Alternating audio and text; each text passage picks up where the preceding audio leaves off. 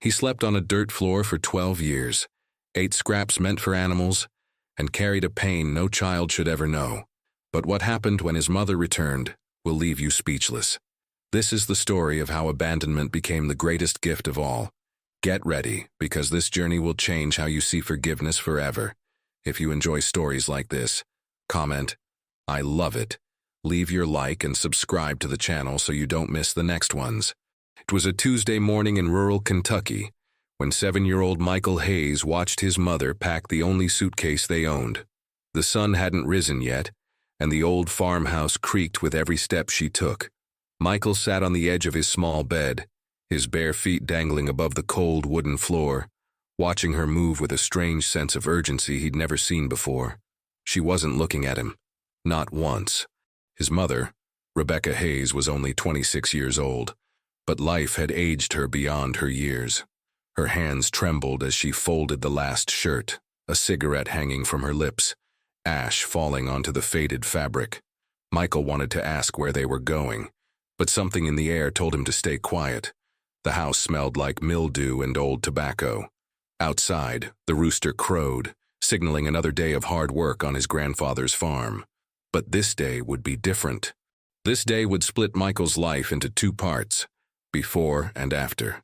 His grandfather, William Hayes, was already in the barn milking the cows. At 72, he moved slowly but deliberately, his weathered hands still strong from decades of farm work.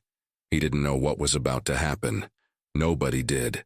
Rebecca walked to the kitchen and poured herself a glass of water. Her hands shook so badly that half of it spilled onto the counter.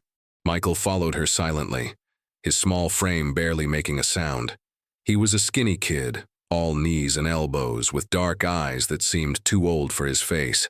He'd learned early that crying didn't help, that asking questions only made things worse. So he watched and waited. That's what children of chaos do. They become silent observers of their own destruction. Rebecca finally looked at him. For just a moment their eyes met, and Michael saw something he couldn't name. Was it regret? Shame? Fear? He was too young to understand, but old enough to feel the weight of it. She knelt down in front of him, and for a brief second, he thought she might hug him. Instead, she placed both hands on his shoulders and said words that would echo in his mind for the next 23 years. "Michael, you're going to stay here with Grandpa. I have to go. I can't do this anymore, you understand?" He didn't understand. He was 7. How could he understand? But he nodded anyway because that's what she wanted. She needed him to make it easy for her. So he did. She stood up, grabbed the suitcase, and walked toward the door. Michael's throat tightened. He wanted to scream, to grab her leg, to beg her to stay. But his body wouldn't move. He just stood there, frozen, watching the only person who was supposed to love him unconditionally walk away without looking back. The door closed. The sound of her car starting cut through the morning silence. And then she was gone. Michael stood in that kitchen for what felt like hours, but was probably only minutes. He didn't cry. Not yet. He walked to the window and watched the dust trail from her car disappear down the dirt road. When his grandfather came in from the barn an hour later, he found Michael sitting at the kitchen table, staring at nothing. "Where's your mama?" William asked, his voice rough from decades of smoking. Michael looked up at him with those dark, too old eyes and said, "She left." 2 words. That's all it took to shatter an old man's heart. William didn't ask any more questions. He simply nodded, washed his hands at the sink, and started making breakfast. Scrambled eggs and toast. The same breakfast they'd eat together for the next 12 years.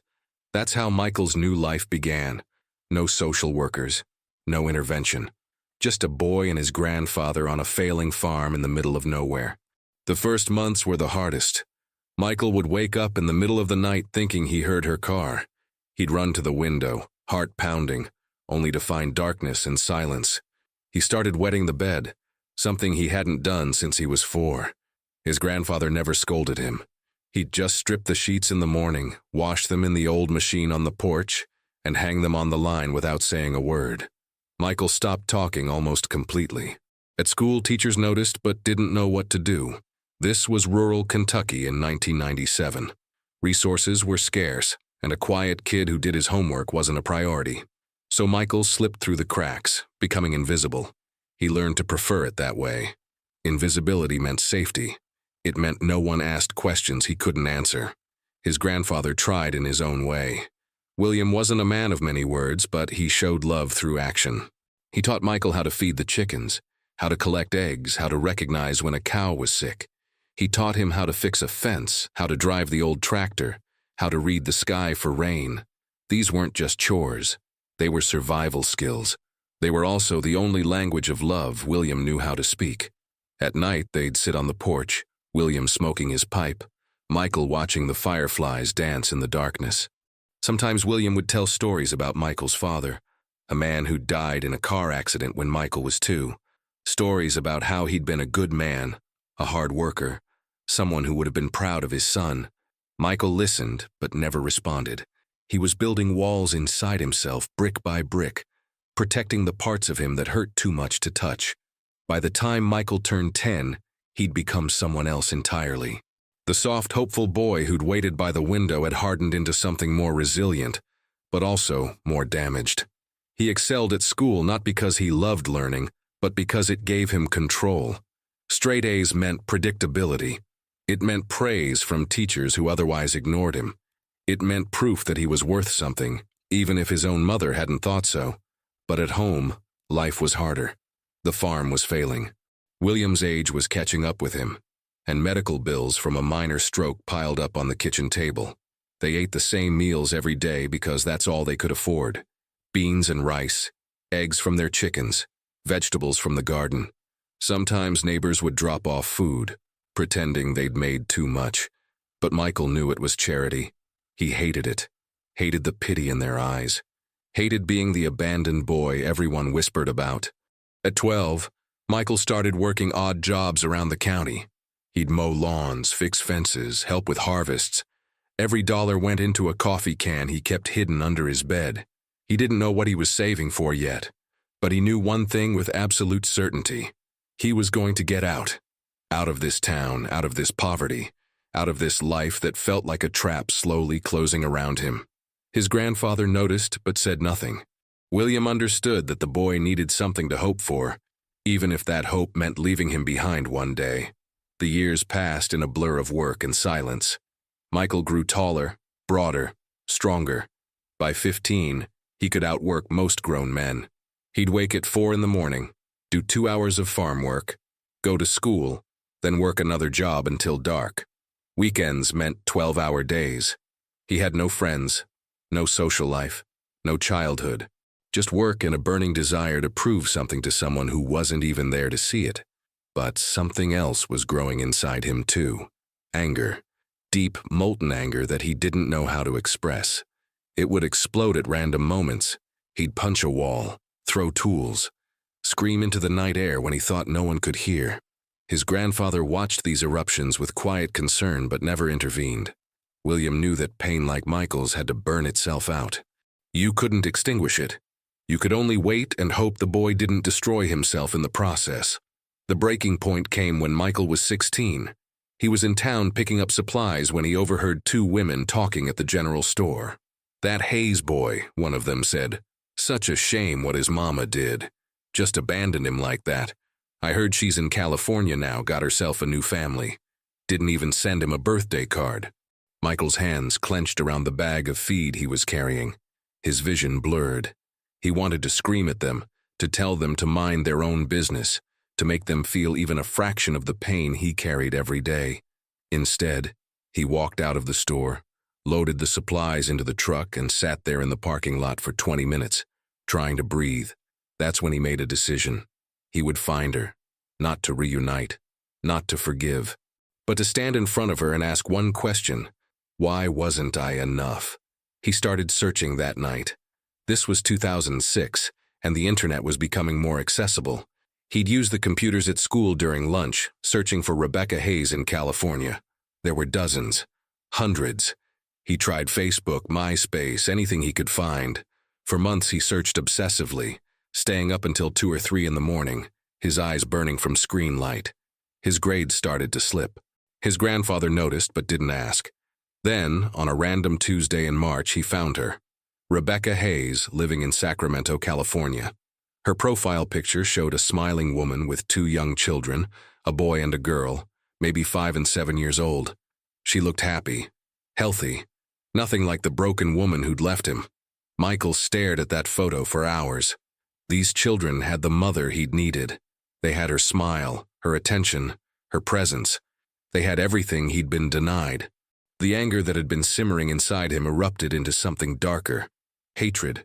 Pure, consuming hatred. He wanted to destroy that happiness. To show up on her doorstep and make her feel what he'd felt every day for the past 9 years. But he didn't. Because underneath the hatred was something more painful. Hope. A tiny, pathetic fragment of hope that maybe if he became successful enough, important enough, worthy enough, she'd come back and say she'd made a mistake. So he made a different plan. He would become so successful that she'd hear about him. He'd make her regret ever leaving. That became his fuel, his obsession, his only reason for existing. At 17, Michael graduated high school as valedictorian. He'd earned a full scholarship to the University of Kentucky, studying agricultural business. His grandfather cried at graduation, the only time Michael ever saw him cry. "Your daddy would be so proud," William said, his voice breaking. "I'm proud." Michael hugged him, and for just a moment let himself feel something other than anger. But it didn't last. The walls were too thick now, too necessary. He left for college that fall, leaving his grandfather alone on the failing farm. He visited every weekend, driving the 3 hours there and back, helping with work, making sure William took his medications.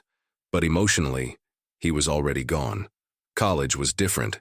Michael threw himself into his studies with frightening intensity. While other students partied and socialized, he worked 3 jobs and maintained a perfect GPA. He had no time for relationships, no interest in friendships. People tried to reach him, but he'd built such thick walls that eventually they stopped trying. Professors noticed his brilliance but also his isolation. One professor, Dr. Jennifer Martinez, pulled him aside after class one day. "Michael, you're one of the most talented students I've ever taught," she said. "But you're also one of the most isolated. Intelligence without connection is just a prison." He thanked her politely and never thought about it again. Or so he told himself. But her words planted a seed, buried deep beneath all that anger and pain. A seed that would take years to grow. By his junior year, Michael had developed a revolutionary approach to sustainable farming that caught the attention of agricultural companies across the country. He'd created a system that could increase crop yields by 40% while reducing water usage by half. It was brilliant, innovative, exactly what the industry needed. Companies started reaching out, offering internships, promising careers. But Michael had his own plans. At 22, Michael graduated summa cum laude and turned down every corporate offer. Instead, he returned to Kentucky with a plan that everyone thought was insane. He was going to save his grandfather's farm and turn it into a model for sustainable agriculture. He had $30,000 in student loan money, savings from years of work, and a determination that bordered on obsession. His grandfather was 79 now, barely able to walk, surviving on Social Security and stubbornness. The farm was in shambles. The house was falling apart. Debts had piled so high that the bank was threatening foreclosure. Michael took one look at the situation and got to work. He spent 18 hours a day rebuilding. He fixed the irrigation system, restructured the soil, implemented his sustainable farming techniques. He negotiated with the bank, showing them projections that seemed impossible. He pitched his vision to local investors, most of whom laughed him out of their offices. But a few believed. A local credit union manager named Tom Peterson, who'd known William for 40 years, took a chance. He approved a loan that by all conventional metrics he shouldn't have. "Your grandfather is a good man," Tom said, "and I think you might be too. Don't make me regret this." Michael didn't. Within 2 years, the farm had transformed. What had been a failing operation was now producing 3 times the yield with half the resources. Word spread. Other farmers started asking questions. Agricultural journals started writing articles. By 25, Michael had turned his grandfather's farm into a case study taught at universities. He'd paid off all the debts, renovated the house, and hired staff to help with the work. His grandfather, now 81, would sit on the porch and watch in amazement. "I don't understand half of what you're doing," William would say, "but I know a miracle when I see one." But success didn't heal Michael. If anything, it made the emptiness more obvious. He had everything he'd worked for, but he still felt hollow. The anger had dulled into a constant ache, a background noise he'd learned to live with. He dated occasionally, but never let anyone close. The moment someone tried to understand him, to reach past the walls, he'd sabotage it, push them away, prove to himself that everyone leaves eventually, so why bother? His grandfather noticed. One evening, sitting on the porch, William said something that cut through all of Michael's defenses. "You know what's the saddest thing I've seen in my whole life?" Michael looked at him, waiting. "Watching you punish yourself for something that wasn't your fault. Your mama leaving wasn't about you, son. It was about her own brokenness. But you've been carrying that weight like it's yours to carry."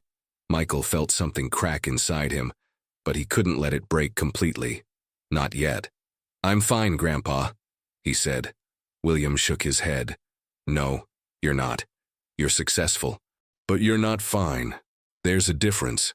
They sat in silence after that, the weight of unspoken things hanging between them.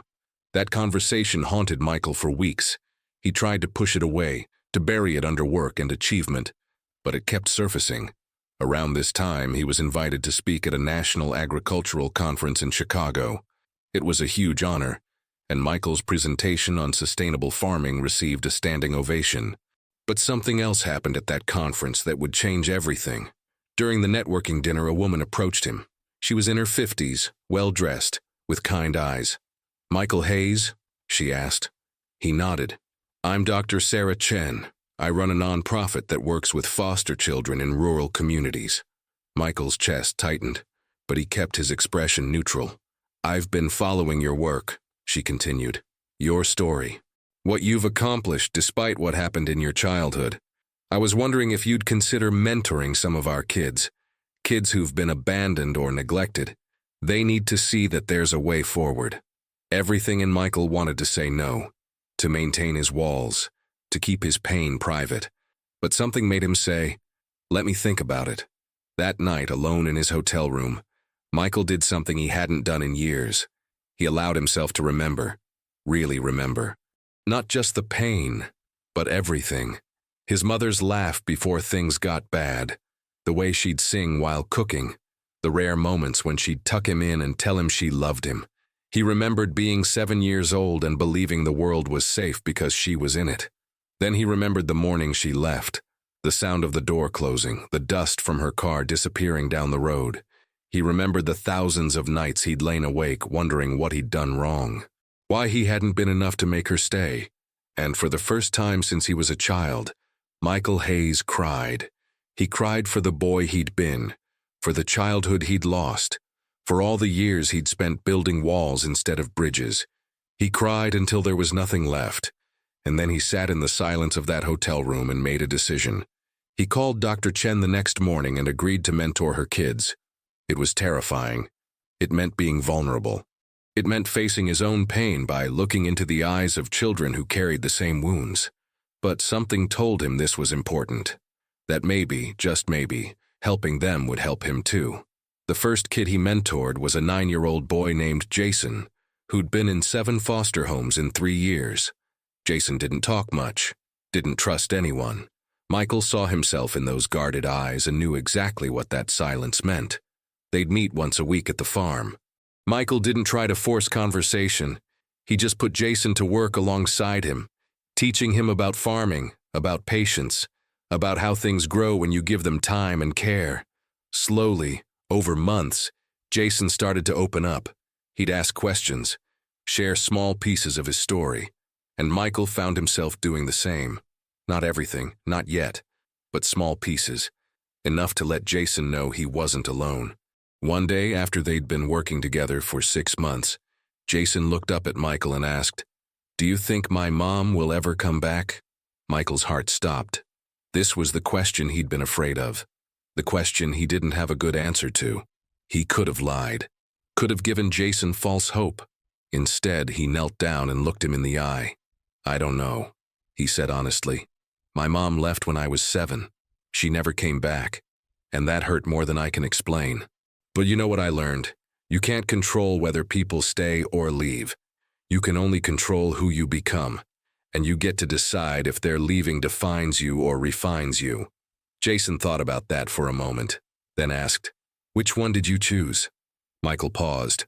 "I'm still deciding." It was the most honest thing he'd said in years. That conversation changed something in Michael. He started opening up more in therapy, something his grandfather had convinced him to try a year earlier. He'd been going through the motions, but now he actually engaged. He talked about his mother, about the abandonment, about the anger and shame and confusion that had shaped his entire life. His therapist, Dr. Marcus Williams, asked him a question that shook him to his core.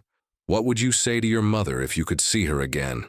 Michael's first instinct was to list all the ways she'd failed him, all the pain she'd caused, all the years of his life she'd stolen.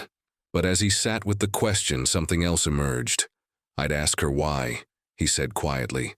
"I'd ask her if she ever thought about me, if she ever wondered how I turned out, if she ever regretted it." Dr. Williams nodded. "And what if you never get those answers? What if she never comes back? Can you make peace with that?" Michael didn't answer immediately. Could he? Could he really let go of the need for her to acknowledge what she'd done? To apologize? To see him and recognize that he'd become someone despite her? He didn't know, but he knew he had to try. Over the next 2 years, Michael's life began to change in ways he hadn't expected. He mentored 12 more kids through Dr. Chen's program. He started speaking at conferences not just about farming, but about resilience and overcoming childhood trauma. He wrote an article for a major agricultural magazine that briefly mentioned his background. The response was overwhelming. Hundreds of people reached out, sharing their own stories of abandonment and survival. He realized he wasn't alone, that his pain, while deeply personal, was also strangely universal. And slowly, carefully, he started letting people in. He began a relationship with a woman named Rachel, a veterinarian who worked with farm animals. She was patient with his walls, never pushing but never retreating either. She taught him that love didn't have to be conditional, that staying didn't require him to be perfect. It terrified him, but he tried. His grandfather's health was declining. At 86, William had developed heart problems and could barely leave the house. Michael hired a full-time nurse and spent every evening sitting with him on the porch, just like they'd done for decades. One night, William looked at him and said, "I'm proud of what you've become, son, not the success. The man." Michael felt tears threatening but held them back. "You saved me, Grandpa. You know that, right?" William shook his head. "No, I just gave you a place to land. You saved yourself." 2 months later, William Hayes passed away peacefully in his sleep. Michael found him in the morning, still in his chair on the porch, as if he'd just drifted off watching the sunrise. The grief was different than Michael expected. It wasn't the sharp, violent pain of abandonment. It was a deep, aching sadness for a man who'd given everything he had, even when he had so little to give. At the funeral, the church was packed. Neighbors, farmers, people Michael had mentored, all came to pay respects to a man who'd lived a simple life with extraordinary dignity. Michael gave the eulogy, his voice breaking as he spoke about the man who taught him that love doesn't have to be loud to be real. After the funeral, Michael inherited the farm completely. He could have sold it. The property was now worth millions, and he had offers from developers and agricultural corporations. But he couldn't. This land held too many memories, too much history, too much of the man who'd saved him. He decided to expand instead. He turned part of the farm into a non-profit training center for at-risk youth, teaching them sustainable farming and giving them employment opportunities. He called it the William Hayes Center for Agricultural Innovation. The success was immediate. Within a year, they'd trained 50 young people, many of them from foster care or troubled backgrounds. They learned not just farming, but skills for life, discipline, patience, the satisfaction of watching something grow because of your own hard work. Michael poured himself into the work, and for the first time in his life, he felt like he had a purpose beyond proving something to a ghost. But the ghost wasn't finished with him yet. It was a Tuesday morning in late September, 23 years after his mother had left, when Michael received a phone call that would change everything. He was in the barn teaching a group of teenagers about soil composition when his phone rang. Unknown number. He almost didn't answer, but something made him step outside and pick up. "Hello? Michael?" The voice was older, rougher, but he knew it instantly. His mother. His hand started shaking so badly he almost dropped the phone. 23 years of silence, and now this. "Michael, it's your mom. I know you probably don't want to hear from me, but I needed to call. I'm in Kentucky. I'd like to see you." Every emotion he'd ever felt crashed over him at once. Anger, confusion. That pathetic childhood hope he thought he'd killed. He wanted to hang up, to tell her to never contact him again, to protect himself the way he'd learned to protect himself. Instead, he heard himself say, "Where are you?" "At the motel in town, the one near the old general store.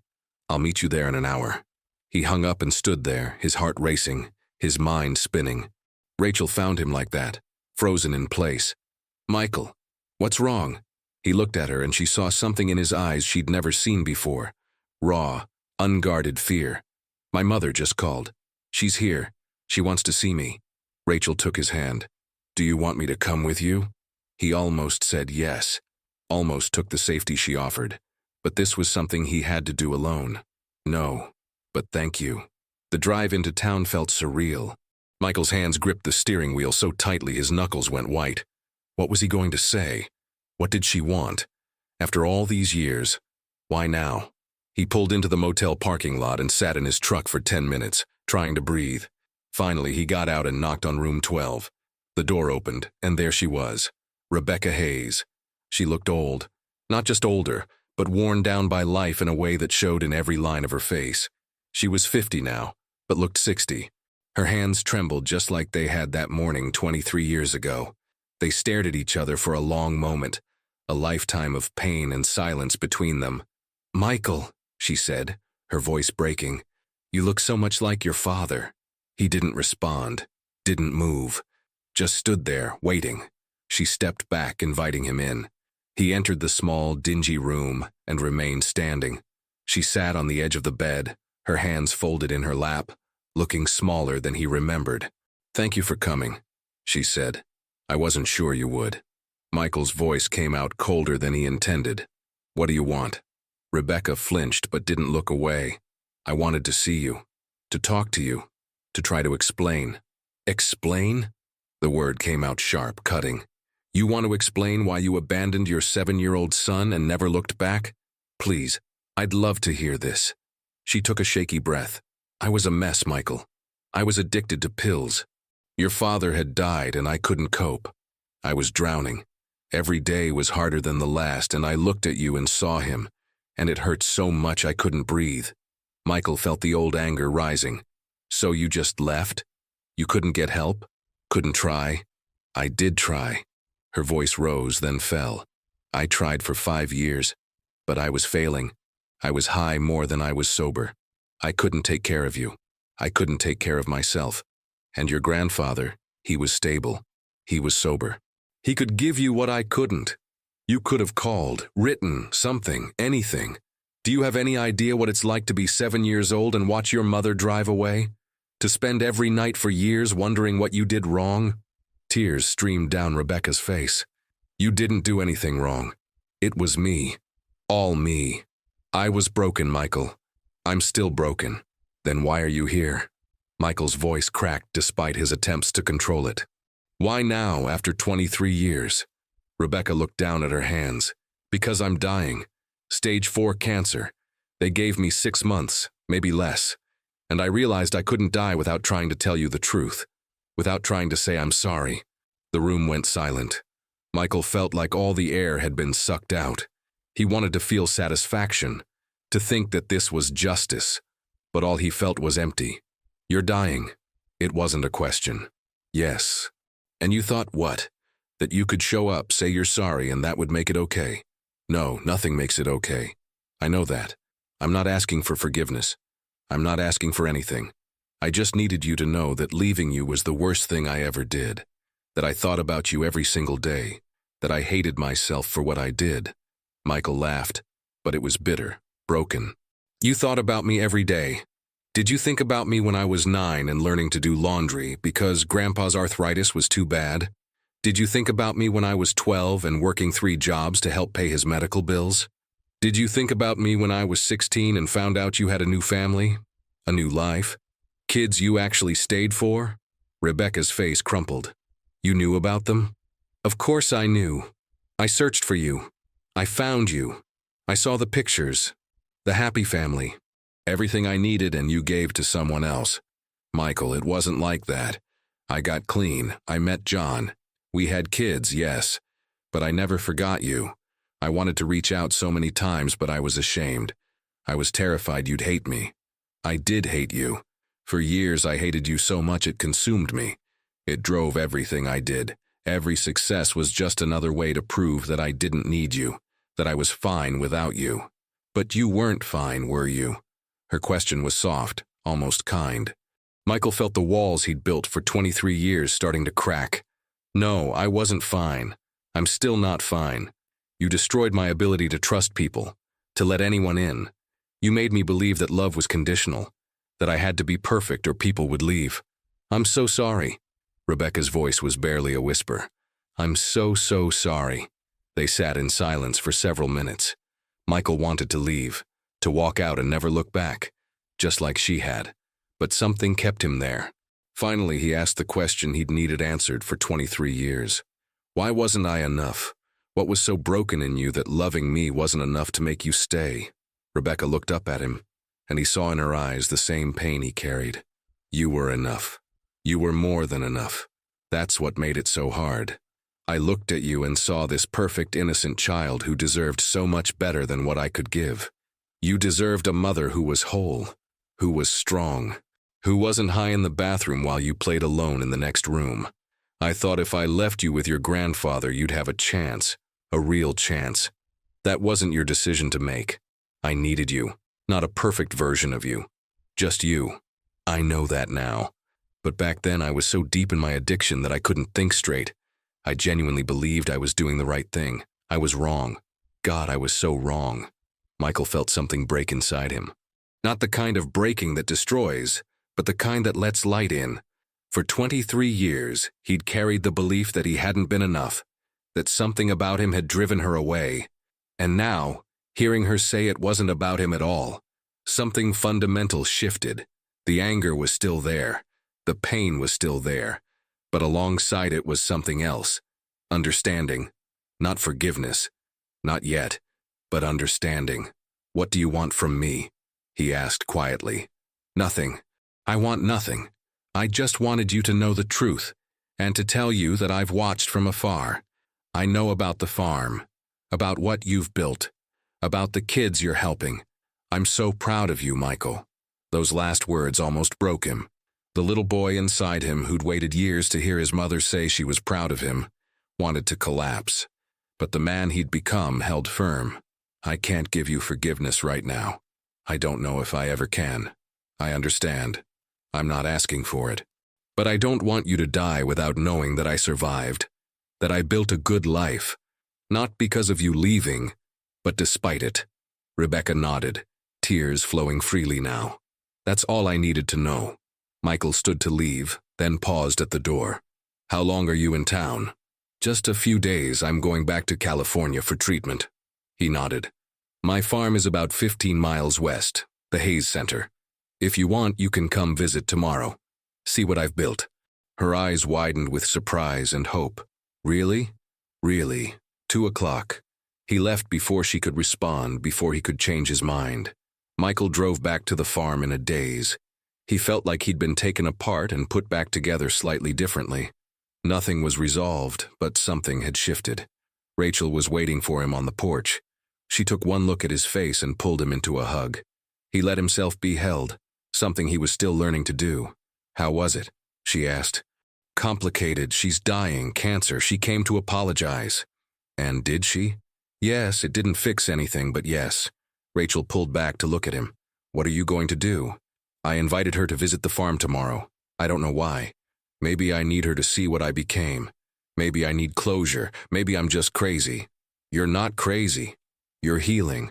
Those two things look similar sometimes. That night, Michael couldn't sleep. He lay awake thinking about everything. About the little boy who'd been abandoned. About the angry teenager who'd channeled pain into ambition. About the man he'd become. Successful, but hollow.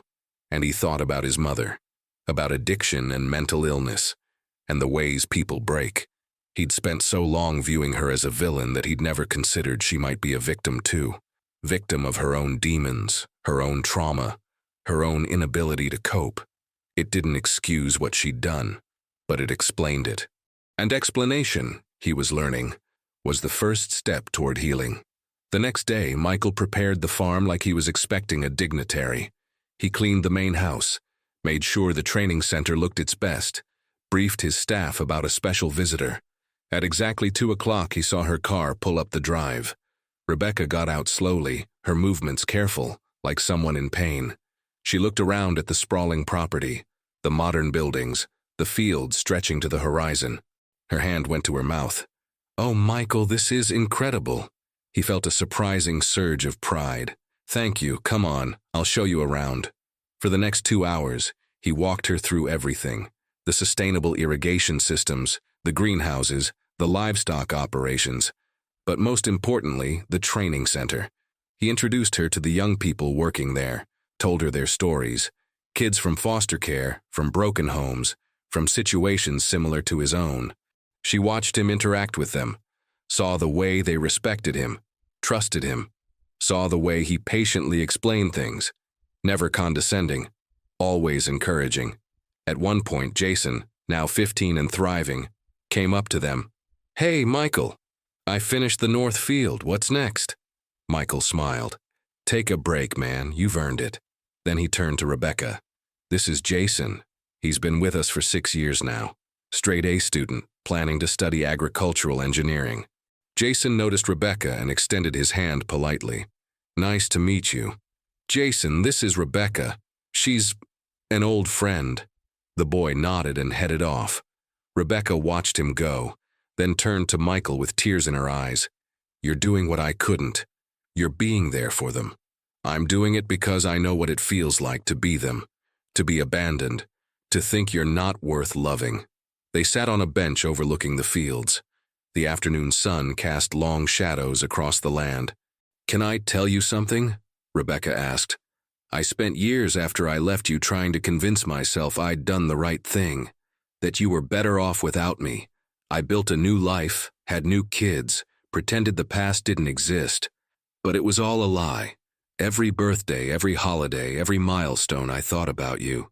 Wondered where you were, what you looked like, if you were okay. I wasn't okay for a long time," Michael admitted. "I was angry, bitter. I built walls so high that nobody could reach me. It took Grandpa dying and me starting to work with these kids for me to realize I was destroying myself trying to prove something to you.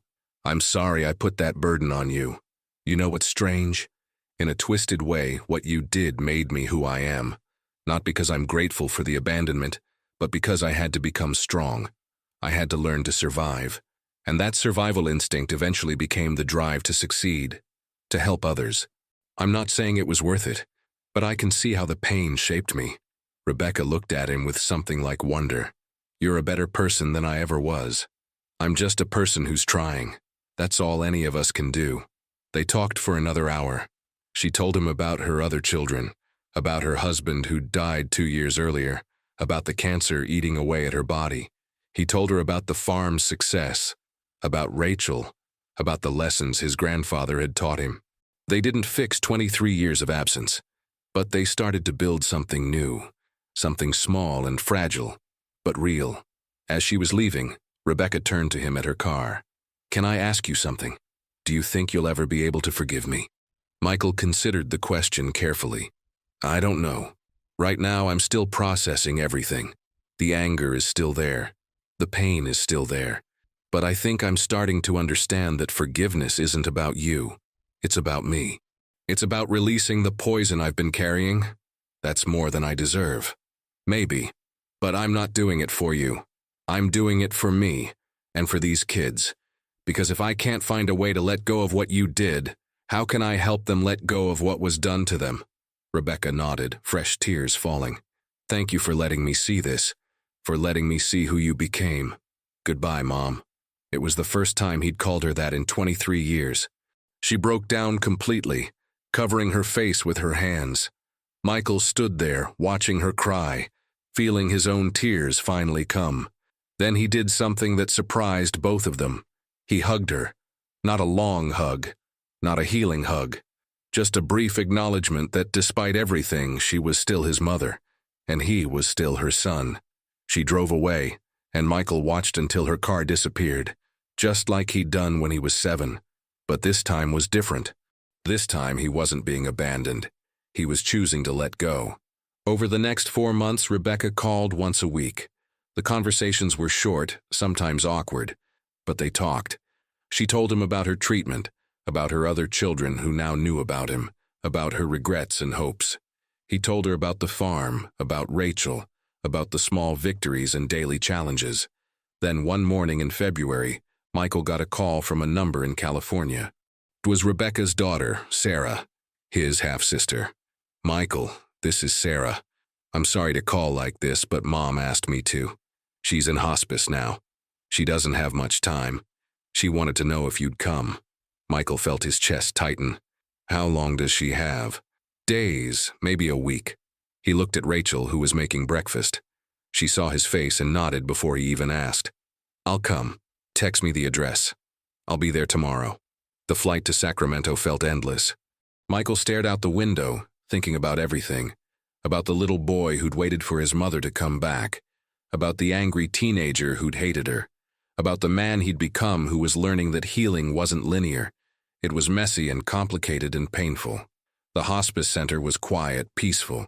Sarah met him in the lobby. She was 28, with kind eyes that looked like his. "Thank you for coming," she said. "She's been asking for you." "How is she?" "Weak. In and out of consciousness, but lucid when she's awake." Sarah led him to a room at the end of the hall. Rebecca lay in a hospital bed, barely recognizable. The cancer had ravaged her body, leaving behind a frail shell of the woman who'd visited the farm 4 months ago. But when she saw Michael, her eyes lit up. "You came," she whispered. "I came." He sat beside her bed, taking her thin hand in his. It felt fragile, like bird bones. They sat in silence for a while, just breathing together.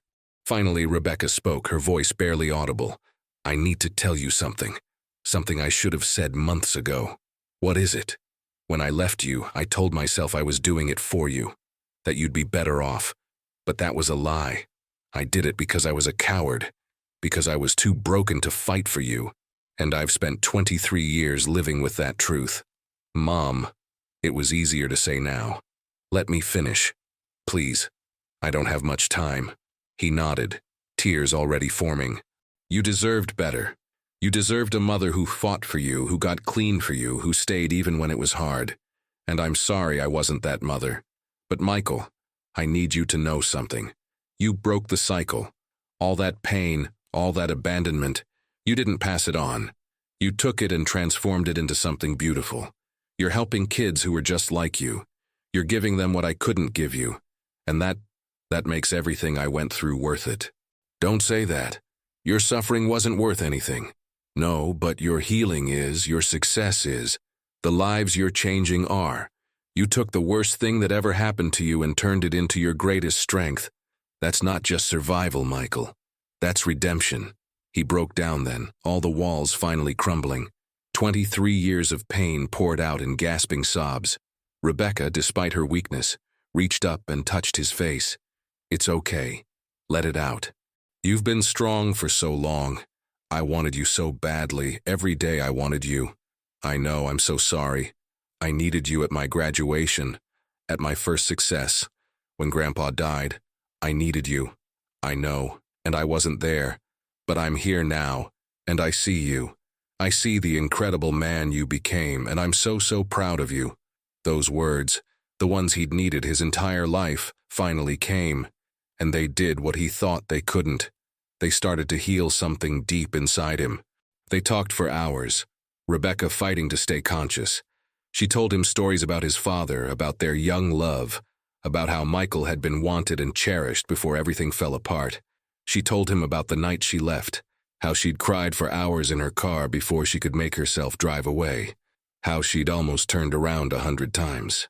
She told him things she'd never told anyone, and he listened, really listened, seeing her not as the villain of his story, but as a broken human being who'd done a terrible thing. As the sun began to set, Sarah came in with her brother, Michael's half-brother Daniel. They talked quietly, these siblings who were strangers, bonded only by the dying woman in the bed. But there was no animosity, just sadness and acceptance. That night, Michael stayed in a hotel nearby. Early the next morning, Sarah called. "You should come now." He arrived to find Rebecca barely conscious, her breathing labored.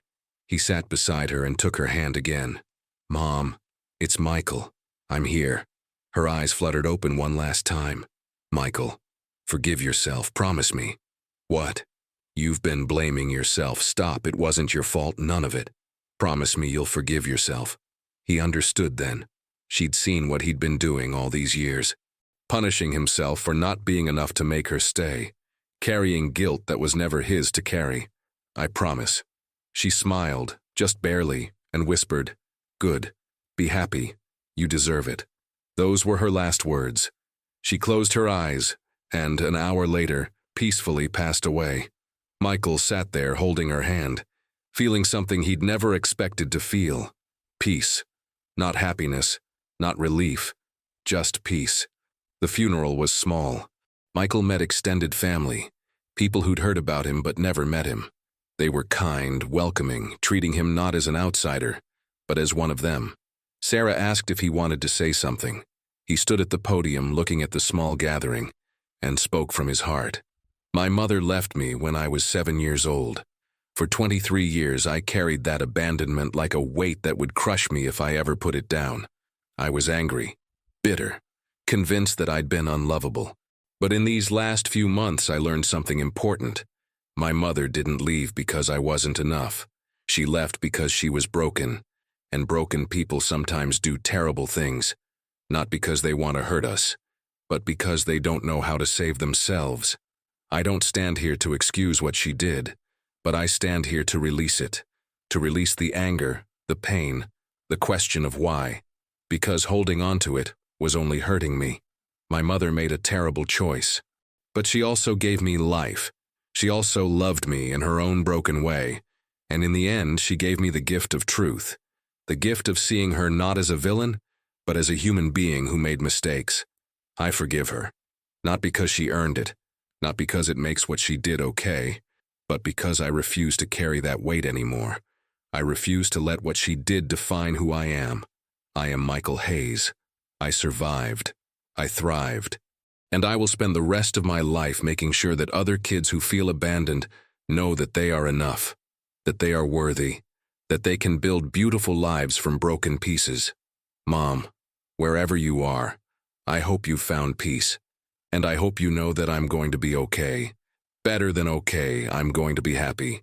Thank you for giving me that final gift, the permission to let go. There wasn't a dry eye in the room. After the service, Sarah hugged him tightly. She loved you so much, she talked about you constantly. I just want you to know that. Thank you. That means more than you know. Will you stay in touch? I'd like to know my brother. I'd like that too. Michael flew home the next day. Rachel picked him up from the airport, and the moment he saw her, he knew what he had to do. I love you, he said. I know I don't say it enough. I know I'm still learning how. But I love you, and I'm not going to let fear keep me from being happy anymore. She kissed him, tears streaming down her face. I love you too, and I'm so proud of you. 6 months later, Michael expanded the Hayes Center, adding a grief counseling program for the young people they served. He brought in therapists, created support groups, built a space where kids could talk about their pain without judgment. He shared his own story, not as a success story, but as a story of survival and healing. The center became known across the country. Other farms started similar programs.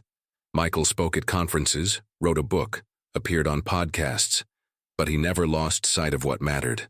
The individual kids, the one-on-one moments, the quiet healing that happens when someone sees you and says, I understand. I've been there, and you're going to be okay. 1 year after his mother's death, Michael and Rachel got married on the farm. Jason, now 16, was one of the groomsmen. The ceremony was simple, beautiful, filled with people who'd become family not through blood, but through choice. As Michael stood there saying his vows, he thought about his journey. From that 7-year-old boy watching his mother drive away to this moment, all the pain, all the anger, all the healing, and he realized something profound. His mother's abandonment had broken him, but it hadn't destroyed him. Instead, it had cracked him open, letting light into places that might have stayed dark forever. It had taught him empathy, resilience, the understanding that broken people can build beautiful things, that pain can be transformed into purpose, that the worst thing that ever happened to you doesn't have to define you. It can refine you instead. As he kissed his bride and looked out at the smiling faces of the people he loved, Michael felt something he'd never felt before. Complete. Not because his mother had come back, not because she'd apologized, but because he'd finally learned the truth. He'd always been enough. He'd always been worthy of love. He just had to learn to believe it. That night, after the reception, Michael walked out to his grandfather's grave. The moon was full, casting silver light across the fields. "I did it, Grandpa," he whispered. "I broke the cycle, I let go of the anger, and I'm going to be happy, I promise." The wind rustled through the trees, and Michael could almost hear his grandfather's voice. "That's my boy." He walked back to the house, to his wife, to his life. And for the first time in 30 years, Michael Hayes felt truly free. Friends, this story teaches us something powerful. We all carry wounds. We all have scars from people who should have loved us better. But here's the truth that Michael learned through years of pain. You are not defined by what was done to you. You are defined by what you do with it. You can let abandonment turn you bitter, or you can let it turn you into someone who makes sure others never feel that way. You can carry anger until it poisons everything you touch, or you can transform it into fuel for changing lives. You can wait your whole life for an apology that may never come, or you can give yourself permission to heal anyway. Michael didn't need his mother's return to be successful. He was already successful. What he needed was to release the belief that her leaving meant something was wrong with him, because nothing was wrong with him. Not then. Not ever. The question isn't whether you'll be hurt in this life. You will.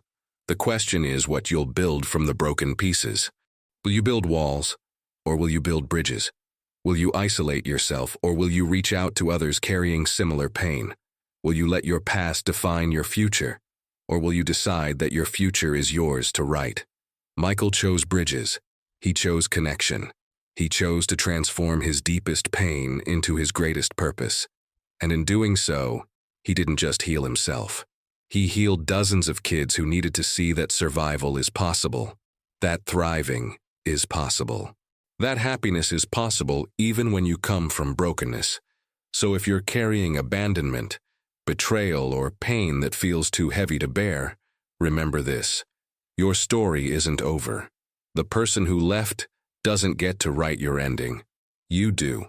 And you get to decide whether that ending is defined by what you lost or what you built from the ruins. Michael lost his mother at 7, but he gained the strength to become the person dozens of kids needed. He gained the wisdom to recognize that forgiveness is a gift you give yourself. He gained the courage to love despite the risk. That's not just survival. That's victory. Your wounds don't disqualify you from happiness. They qualify you to help others find it. And maybe, just maybe, that's the whole point.